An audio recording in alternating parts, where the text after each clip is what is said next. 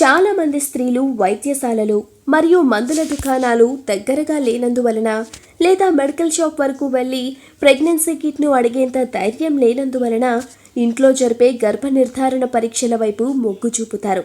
ఇలాంటి వారి కోసం ఇంట్లోనే తయారు చేసి గర్భ నిర్ధారణ జరిపే పరీక్షలు చాలా ఉపయోగపడతాయి.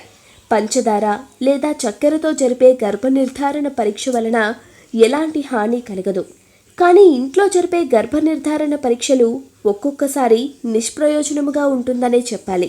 ఇంట్లోనే జరిపే గర్భ నిర్ధారణ పరీక్షలో సరైన పద్ధతిని ఎంచుకోవటం చాలా ముఖ్యం.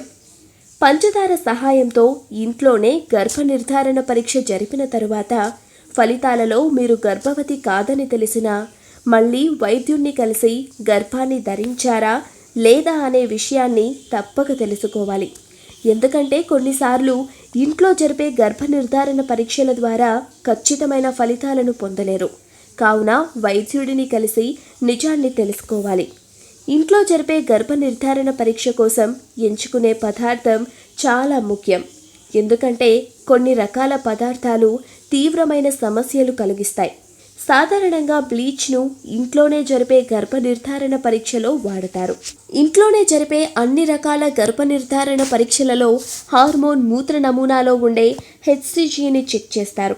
స్త్రీ యొక్క మూత్ర నమూనాలో ఉండే హెచ్సిజి హార్మోన్ స్థాయిల బట్టి గర్భవత కాదా అని నిర్ధారించబడుతుంది. గర్భాన్ని ధరించిన తరువాత ఈ హార్మోన్ స్త్రీ శరీరంలో విడుదల చేయబడుతుంది. పంచదారతో ఇంట్లోనే జరిపే గర్భ నిర్ధారణ పరీక్షకు ఉదయాన నిద్ర నుండి లేచిన తరువాత మంచి సమయంగా చెప్పవచ్చు. ఉదయాన మూత్రం ఎలాంటి వాటితో విలీనం చెందకుండా ఉంటుంది మరియు గర్భ నిర్ధారణకు సరైన నమూనాగా చెప్పవచ్చు. చక్కెరతో జరిపే గర్భ నిర్ధారణ పరీక్షలో మొదటిగా ఒక గిన్నెలో 2 లేదా 3 చెంచాల పంచదారను తీసుకోండి. మూత్ర నమూనాను పంచదారలో పోయండి. గిన్నెలో జరిగే చర్యలను గమనించండి. ఒకవేళ పంచదార కరిగితే మీరు గర్భవతి కాదని అర్థం. కానీ గిన్నెలో సమూహాలుగా ఉంటే మీరు గర్భాన్ని ధరించారని అర్థం. ఖచ్చితమైన ఫలితాలను పొందుటకు గాను ఉదయాన ఈ పరీక్ష జరపటం మంచిది.